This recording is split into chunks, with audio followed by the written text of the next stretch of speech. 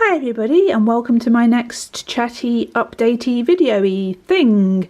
And as you can see, I'm going to start off by talking about the Moon card, which is my next Wild Spirit revamp. Hooray! I've done another one. That's 3 out of the 78. So that's good, isn't it? We're making a good start here, so I'm very pleased, and I chose to do this card next with some inspiration from 2 of you lovely people who kindly suggested that I did this card next. And so thank you to Nina and to Vanessa for suggesting this to me.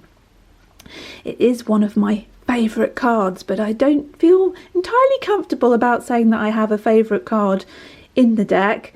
It sounds a bit like you're choosing between your children or something like that, but I do very much enjoy this card and feel a great affinity with it, so it was a very great pleasure to revamp it.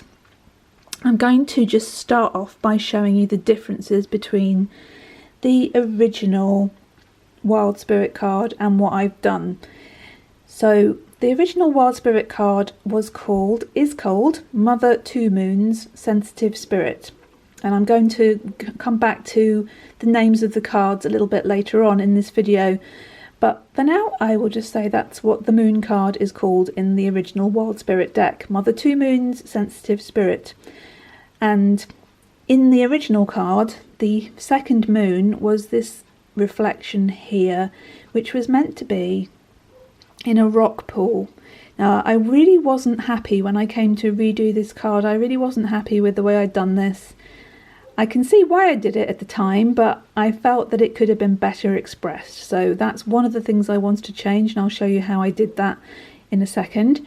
I also, when I came to redo it, I wasn't happy with the lady's face, because I have changed stylistically and I've improved, which is only natural. In all the time since I created this deck, I have improved and my style has changed, so I couldn't replicate this face exactly. I wanted to make her look more, not necessarily akin to the Everyday Enchantment deck, because it is a very different deck. The Wild Spirit deck is much more imaginative, it's much more fairy tale based, it's not so everyday. In fact, some of it's quite far from being everyday, and that's its point, that's its purpose. They're 2 very different decks, but I wanted to bring some of the realism of the Everyday Enchantment style into this deck without losing that Wild Spirit feel. It's a bit of a balancing act, this, because I have to incorporate my original feelings and ethos for doing the Wild Spirit deck with my new style. Really, I can't go back to my old style. That would be really counterproductive, and I don't think I could do it, because naturally I have moved on. So I have, actually, let's look at her face, because it is different. She's still in the same posture. She's got a bigger crystal ball in her hand than she did in the original, and she's different looking. She is more realistic, but yet she's very much of this deck. And I've tried to keep that new thing that I do without having any there's a few harder lines, but most of it's very flowing, it's fluid. Everything blends into everything else, which is something that I started to do with the Everyday Enchantment deck, and really I can't go back from that now, and I don't want to, because I think it is much more expressive and natural way of doing things than the way that I used to have. There's no way that anybody could go back and replicate what they were doing all that time ago. It just really wouldn't be, it would be retrogressive, and it wouldn't be very authentic, and everything I do I like to be authentic in, so this is how it is now. Anyway, I think I've explained that quite sufficiently. So yes, there are a few other changes. Obviously the rock pool has gone. Now we've just got a seashore with the seashells in a line, rather than them being sort of randomly placed like this to create the rock pool effect. So they're now along the beach with the waves breaking on the shore, and the reflection is now directly below in the water, So you've still got the 2 moons because she is Mother 2 Moons. You've still got the 2 moons, but they're in a slightly different place. Other changes are I included an albatross. I can go into that when I discuss this card in the future, when we go into the whole meaning of the imagery and everything. But the albatross has a kind of a dual meaning symbolically. Obviously, I'm not wanting to just have our creature kin there as human symbols, but although they are the albatross is a beautiful bird and has its own rightful place in this illustration, I think it fits in really beautifully there. But if you're going to take it on a symbolic level, then the albatross can either bring good luck or bad luck depending on whose interpretation you're looking at. So that really fits with this card, which is very much the 2 moons. It's very much what's the word I'm looking for? How is it when I come to make a video that my words just fly away? I'm usually quite good at finding the appropriate word, and as soon as I turn the camera on, they fly away, like the albatross. Yes, the card is sort of it's the dual nature. It's ambiguous. It's about it's all sort of topsy-turvy, back to front, up and down. Almost you could say the black and white of the moon and the darkness it comes from. It's contradiction, it's contrary, that's the word I wanted. There's a contrariness about this card, which I very much express in the story that goes with it. There's a very, it's contrary, shall we say. So the albatross reflects that in its symbolic form, that it could be good luck, it could be bad luck, it depends how you read it. What other changes have I made? There's a shooting star in here, which I didn't want to be too dominant because it's not the star card, but it leads you into the star card because I want there to be a nice flow between the cards, not just in the illustration, but between the cards themselves. So I included that too. I also made more of the islands that were in the background, making them more, put you out of the way there, making them more like enchanted lands, mystical islands. I was researching recently about, for example, the island of High Brazil, which is a sort of otherworldly island, mythic island that comes and goes, that used to appear on maps. More on that another time. Anyway, they're otherworldly islands, magical places across the water, and I thought it would be nice to include them too. What other changes are there? Probably not that many.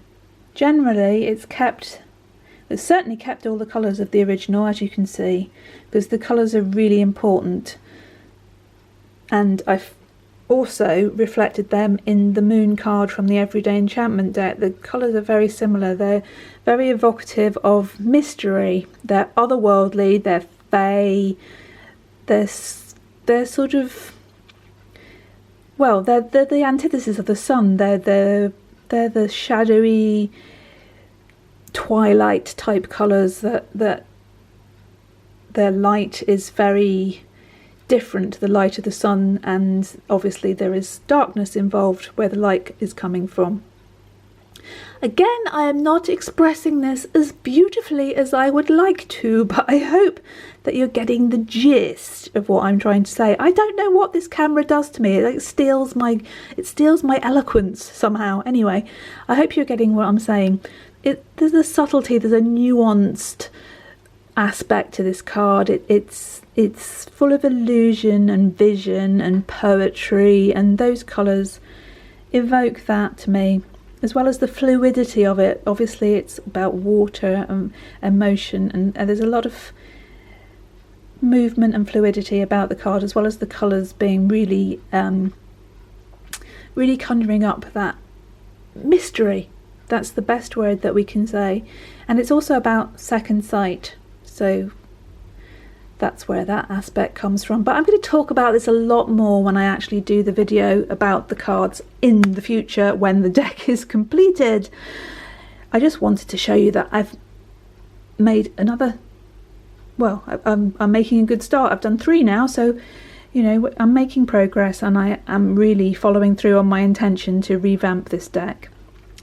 And of course I've left much more of a border around the edge so that when it's cropped, I'm not going to lose any of the image that's significant, so that was important too. All of the new cards have much more of an edge that we can lose when they get cropped. There will be no actual physical borders on the new Wild Spirit deck, so it's important for me. Now I've learned that to leave the crop around the edges. Excuse me. So yes, we have that too.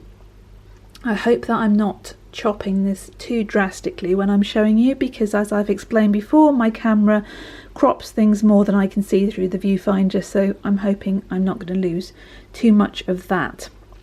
What else did I want to say in this video? Yes, coming back to the names on the cards.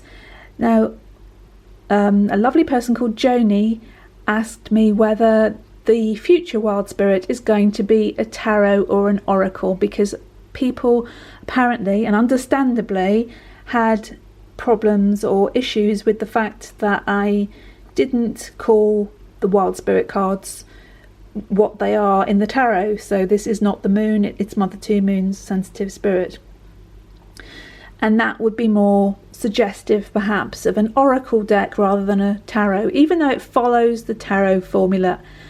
You know, it absolutely adheres to that system, but the names aren't the same, and so some people might feel much more at ease with the fact that it was an oracle rather than a tarot. Now, I would really like your feedback on that, please. What do you feel? Do you feel that if the names are changed that it should be an oracle and not a tarot, or can it be a tarot and still have different names?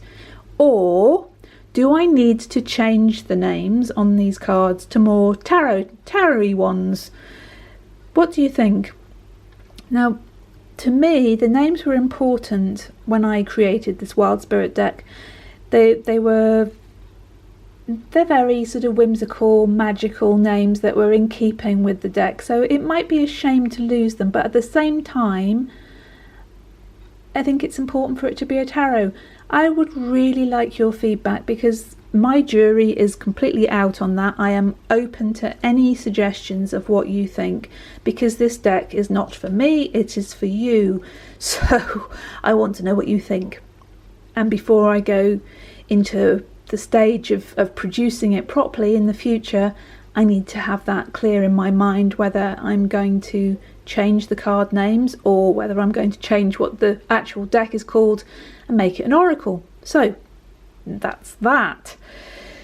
And the next card that I'm going to be working on, from a suggestion by Cassandra, thank you Cassandra, will be the Death card in the Wild Spirit, which I am going to have to make a lot of changes in. I'm going to keep the basics of it, but in terms of the design and some of the aspects of it, I'm going to have to redo that, so it might take me a little bit longer to do my next video, but hopefully in the meantime I will be doing a video about the everyday enchantment version of the moon to keep it tied up with what I've just showed you here. So my next video will be about this, and then I will be, at the same time, I'll be working on the Wild Spirit revamp of Death, which in the Wild Spirit version is not called Death, it's called Rebirth, Spirit of Change. So again, do you think I should keep that, or should it be called Death? I really look forward to hearing what your thoughts are on that one. Before I finish today, I just wanted to give a couple of updates or further comments on things I made in my other update video, the one before this, where I was talking about our creature kin in books and in films. And with the great synchronicity that happens to me all the time when I'm making videos, things crop up that I'm talking about or thinking about, and they then answer my questions that I've been pondering on, and that has happened twice since I made that video. The first one was when I mentioned this book, The Stranger Diaries by Elly Griffiths. There we go. And I'd mentioned that she discussed in that book, which is fiction, it's a very, very good work of fiction, she had a character in there that was discussing that authors killed off animals because it didn't matter so much as people, and it was a dramatic effect. And then I mentioned that in the video, and then later on in the book she actually addresses that twice.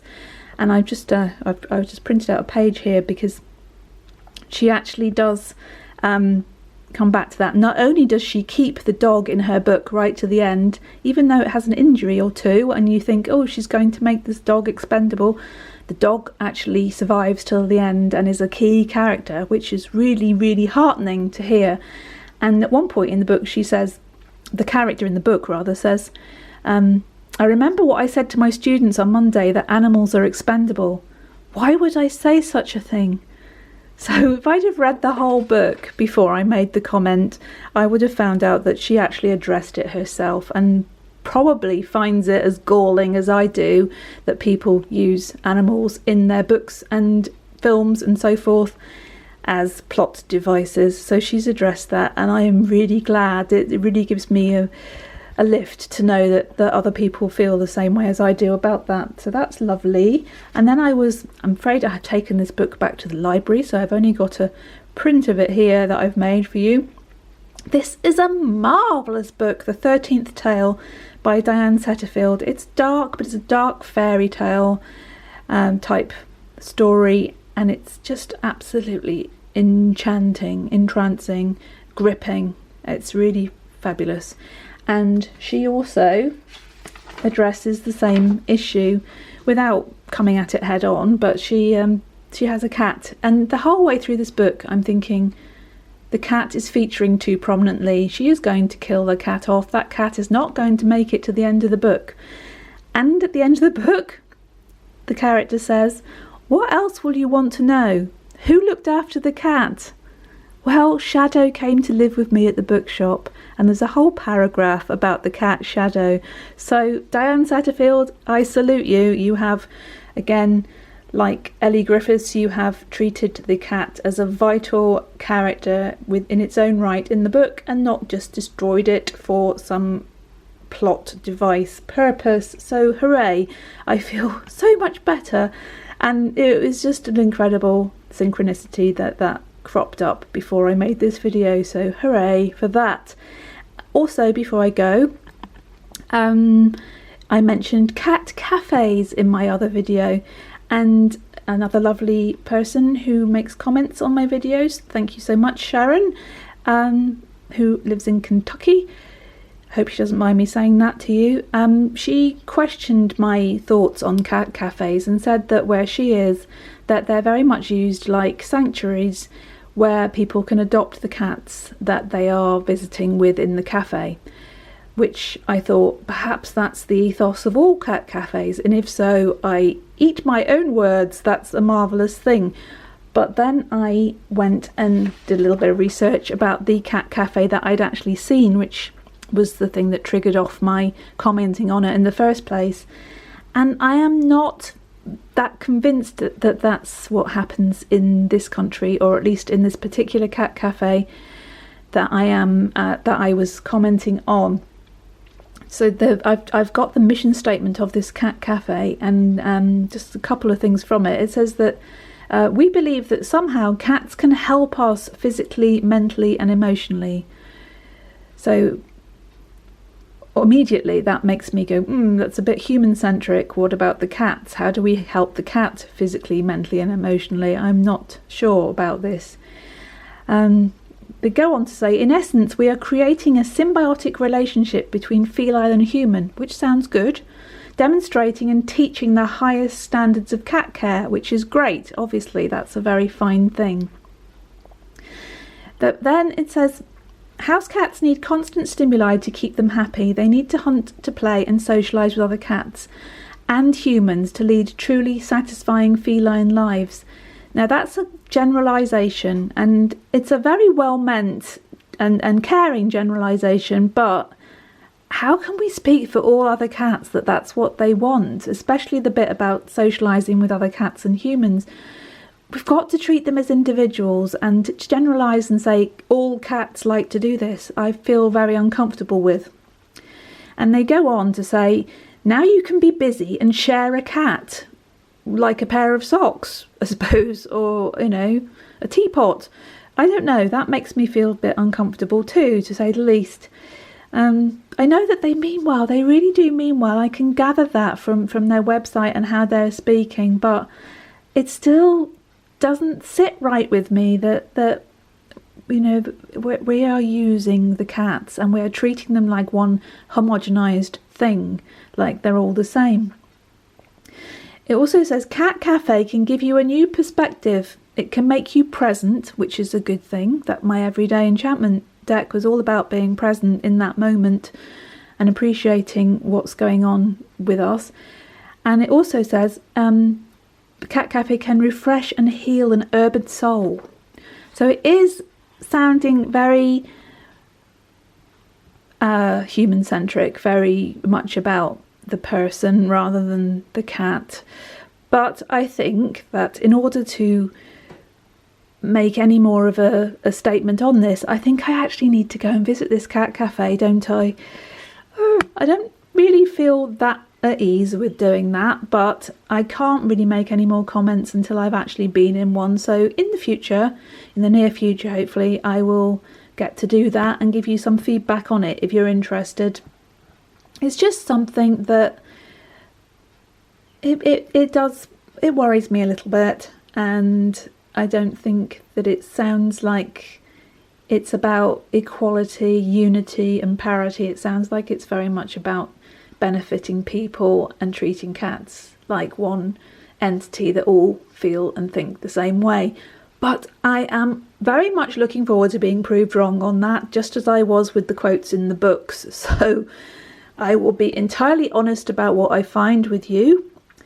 Meanwhile, I think I will leave it there and say thank you very much for joining me again.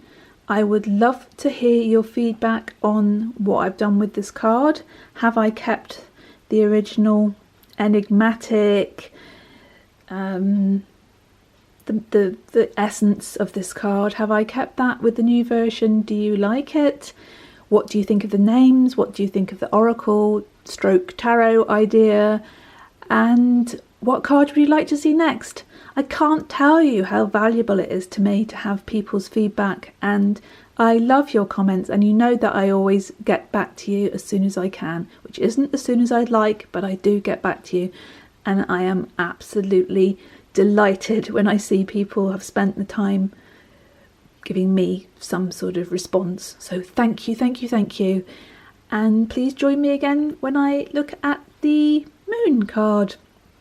And then there'll be the another World Spirit update of death. Okay, lots of love for now. Thank you so much. And as ever, take care of yourselves and of all other beings you encounter. Lots and lots of love. Bye.